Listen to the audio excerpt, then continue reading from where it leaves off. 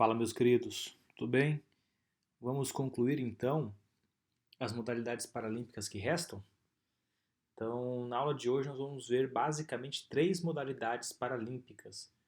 Lembrando que essas três modalidades paralímpicas são modalidades múltiplas, né, que trabalham com mais de um grupo de deficiência, e assim a gente conclui praticamente todas as modalidades paralímpicas, que hoje são 22, né, concluindo essas modalidades. E nós teremos um momento também, até o final do nosso semestre, para ver todas as modalidades paradesportivas que faltam. Lembra então a diferença, né, entre paradesporto e paralímpico? Modalidades paradesportivas são para pessoas com deficiência, mas que não necessariamente estão nos Jogos Paralímpicos, né?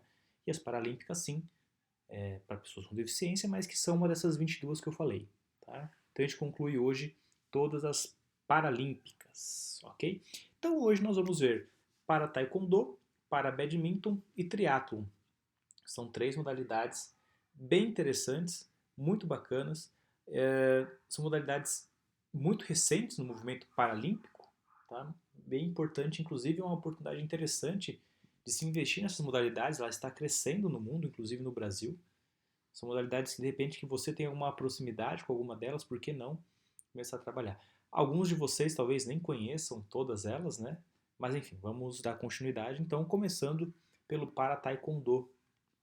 O para taekwondo, pessoal, é uma modalidade de luta. Como vocês sabem, o taekwondo é uma modalidade de luta e ela é muito importante essa modalidade para o movimento paralímpico, porque até pouco tempo atrás, a única modalidade que era paralímpica mesmo, de luta, era o judô. E o judô, como a gente viu nas aulas específicas para deficiente visual, o judô é uma modalidade de luta exclusiva para cegos ou deficientes visuais, o B1, o B2 e o B3. Né? E agora, com o Para Taekwondo, que fará sua estreia em 2021, não mais 2020, né, pessoal? Porque agora nós tivemos o adiamento dos Jogos Paralímpicos para o ano que vem, Jogos Olímpicos e Paralímpicos, obviamente, os dois. O Para Taekwondo vai fazer sua estreia. Então ela tem essa importância porque ela vem como uma outra opção de modalidade paralímpica voltada para um outro grupo de deficientes, que é a deficiência física. E também nós temos outras deficiências juntos, vou explicar, né? Mas especificamente para deficiência física, tá? Quem comanda o para taekwondo no Brasil é a Confederação Brasileira de Taekwondo. Então segue a mesma lógica das outras modalidades. O para taekwondo é comandado pela mesma entidade que comanda o taekwondo olímpico ou o taekwondo convencional, tá ok? E a mesma lógica, respondendo sempre ao Comitê Paralímpico Brasileiro quando se trata do para taekwondo. Basicamente, pessoal, o para taekwondo não é complexo nem muito complicado de entender. Eu não vou novamente me prender a algumas regras da luta em si, porque nós teríamos que ver todas as regras do taekwondo para depois adaptar para o para taekwondo. Nós vamos entender algumas características das classes funcionais, como é o caso que o slide está trazendo aqui para a gente, né? Então, nós temos basicamente o Ponsai, com a letrinha P antes, e o Kyorugi, com a letra K. O Ponsai é uma apresentação. De repente, para quem conhece o Karatê, né, o Ponsai é uma forma de... é como se fosse o kata do Karatê. É uma apresentação. Geralmente é individual, não tem contato, é sozinho, ele faz uma apresentação como se fosse uma... e vai receber uma nota por aquilo que ele fez. Né? Então, é mais uma apresentação. E o Kyorugi é a luta em si. É um momento de luta mesmo, né? Com as pontuações, com os golpes, com os movimentos. Usa-se a proteção. Tá? Vale lembrar, pessoal, que o Ponsai é disputado por classes de deficiência visual, intelectual e física. Tá?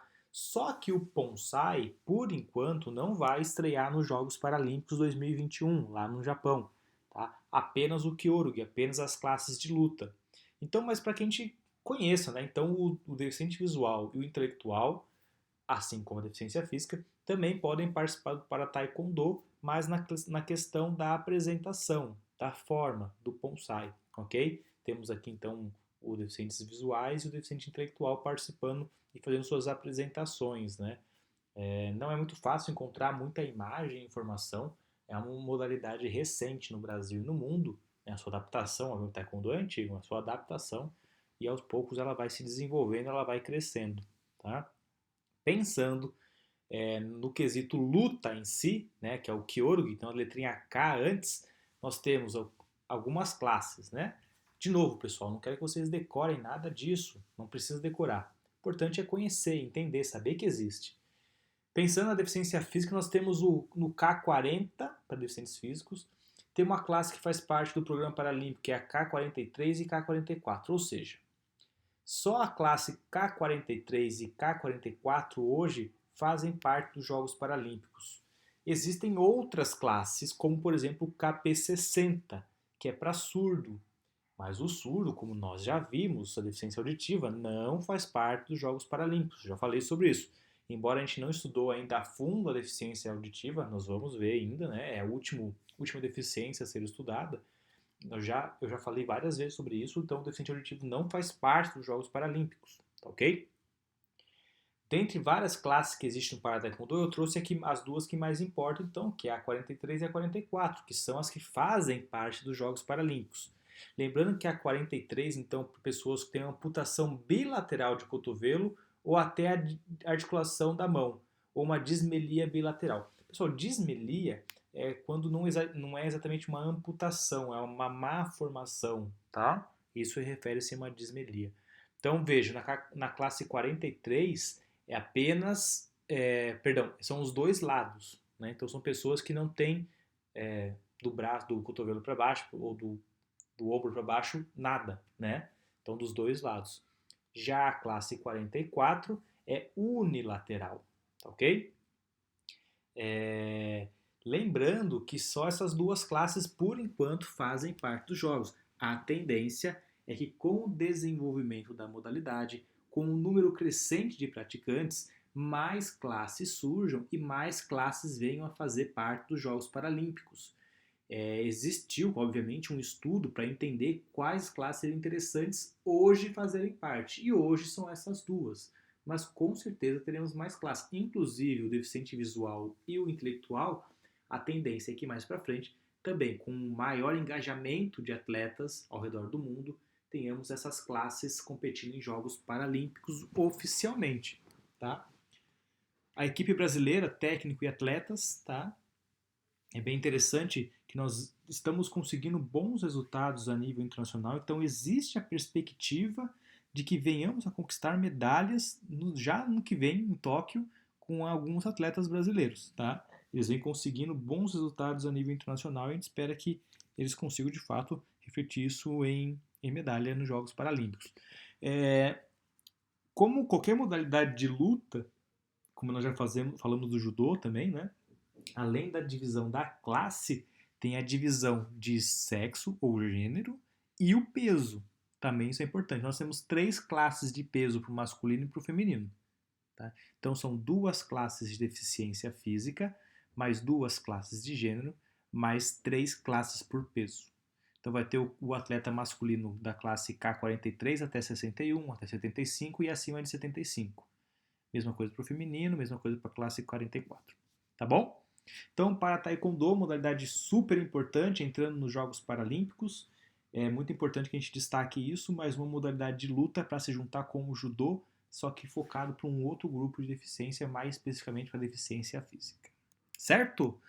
Indo para a próxima modalidade, uma que eu acho muito interessante, muito inclusiva e fácil de ser praticada, fácil no sentido de espaço, é o para-badminton, né? Eu sei que muitos não sabem nem o que é o badminton, que é uma pena, porque é um esporte super legal que vem crescendo muito no mundo. E aproveitando essa crescente do badminton, também nós temos, então, obviamente, o para-badminton, voltado para a deficiência física e intelectual. Mas nos Jogos Paralímpicos, teremos apenas a deficiência física competindo, tá? Então vai estrear ano que vem também, lá no Japão, 2021. Ela já foi passando por vários processos de desenvolvimento de entidades que organizam. Hoje, quem comanda no Brasil é a Confederação Brasileira de Badminton, que também trabalha com o badminton olímpico e o badminton paralímpico. As duas modalidades é responsável pelo CBBD, que responde, obviamente, ao Comitê Paralímpico Brasileiro, que é a entidade máxima do esporte paralímpico no Brasil. Historicamente, o processo de desenvolvimento começou lá em 98, então assim, mas 98 não é tão novo assim, sim, é sim para desenvolvimento de esporte, né, paralímpico. A gente falou do tênis de mesa paralímpico, por exemplo, na aula passada, que ele começou lá em 1960, né, então é sim muito recente. Ele está se desenvolvendo, ele está crescendo. No Brasil, nós temos um trabalho muito legal sendo feito em alguns estados, algumas universidades, e tem desenvolvido bem bacana. É um esporte, como eu falei, que não é extremamente caro. Um kit de badminton hoje, você compra em lojas, não precisa ser tão especializadas assim, não é nada muito caro. E com um kit você consegue fazer vários treinos, né? E a quadra é um espaço pequeno. Então, numa quadra poliesportiva, você consegue montar 3, 4 quadras para treinamento. Então, é um esporte que você não precisa de tanto espaço e o investimento inicial não é alto. Então, é um esporte que no Brasil vem crescendo bastante. A ideia é que a gente consiga bons resultados a nível internacional. Tem várias adaptações, várias regrinhas, e aqui do Parabadminton foi um dilema, inclusive, para tentar entender como que eu explicaria para vocês, mas eu optei por cortar basicamente 10 slides, onde eu explicaria as regras do badminton primeiro, para depois explicar as regras do Parabadminton. Para quem nunca viu, vai ter os links no final dessa aula, vão lá, assistam, entendam. Se quiser, pausa agora essa aula, né? Vá ver um pouquinho sobre um jogo de badminton, ou melhor ainda, para badminton, para entender. Mas basicamente, para quem não ficou nem claro, mesmo com a imagem, o para badminton é um jogo praticado por atletas deficientes físicos, basicamente, cadeirantes ou não, que usam uma raquete e batem numa peteca, e o objetivo é fazer com que essa peteca caia do lado da quadra adversária, como se fosse um tênis. Só que em quadra a raquete é mais específica, em vez de uma bola é uma peteca.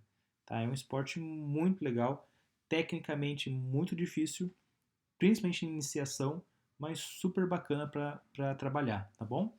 Então, basicamente, as adaptações para essa modalidade são em relação às classes, categorias, né?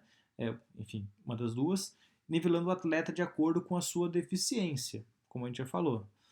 E, obviamente, tem a questão dos equipamentos e das próteses também que podem ser utilizadas pelos atletas. Eles podem jogar com as suas próteses, deficientes membros inferiores.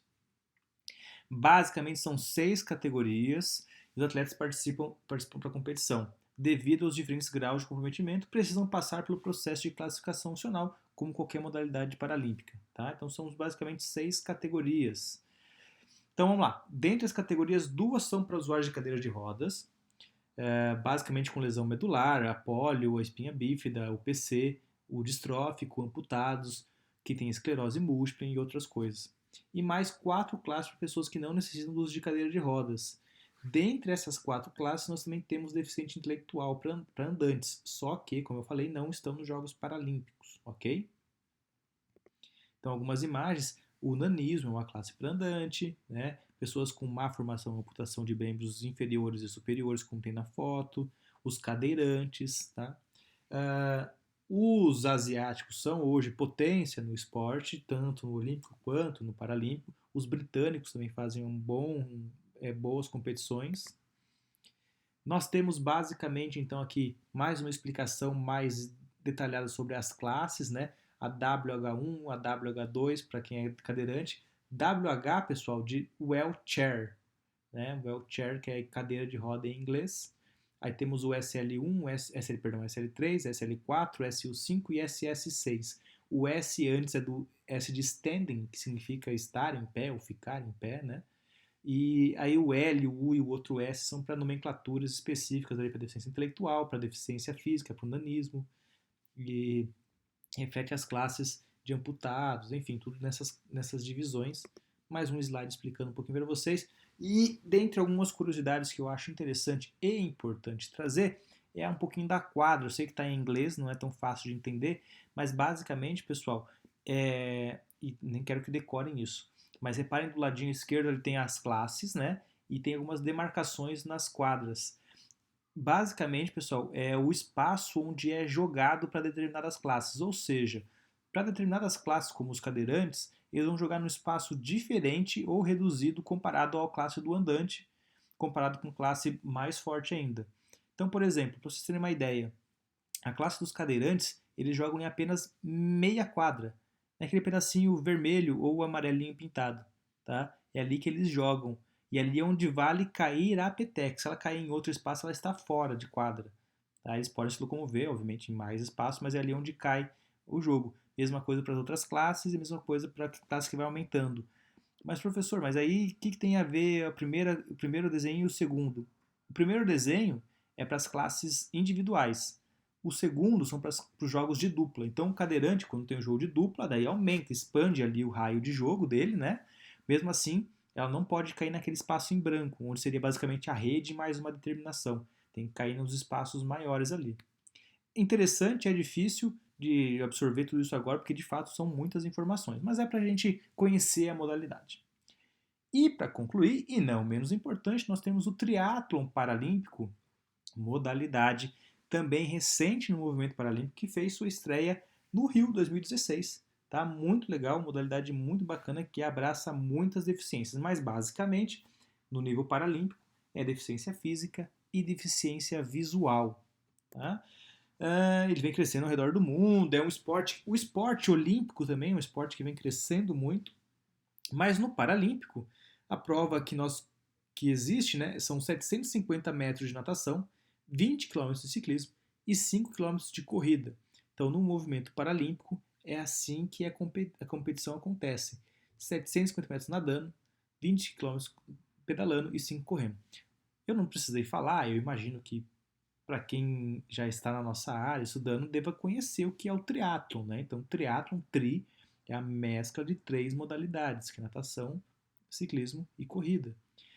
Podem participar em relação à deficiência física uma infinidade de deficiências, muitas entre cadeirantes, amputados, paralisados cerebrais e deficientes visuais.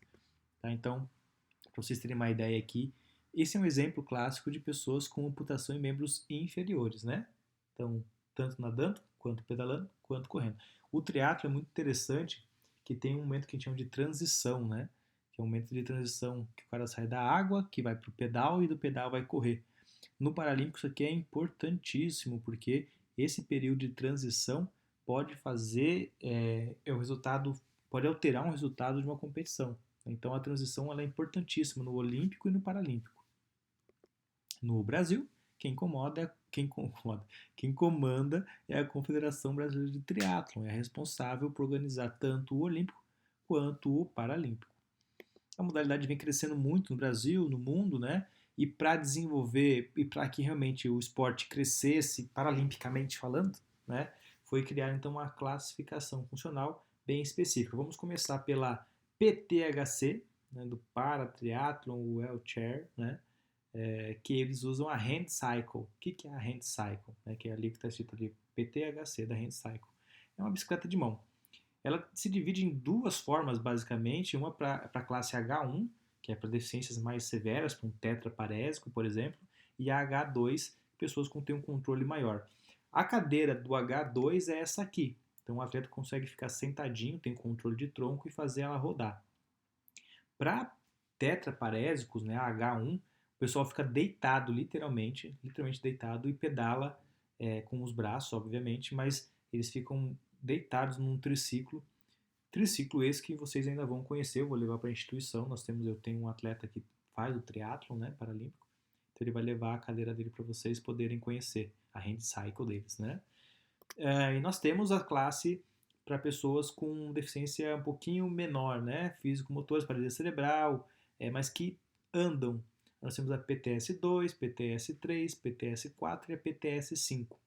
No paratriatlon, cada limitação, movimento, eles dão uma pontuação e aí eles dividem as classes de acordo com essa pontuação. Não precisamos decorar, nem entender isso agora, só saber que existe, né?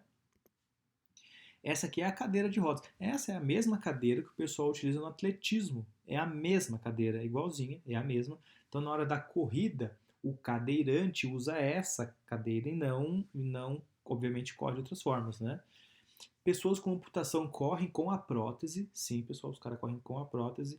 E deficiência em membros superiores, como é o caso do Fonseca, né? Eles usam, né, correm normal, sem problema nenhum.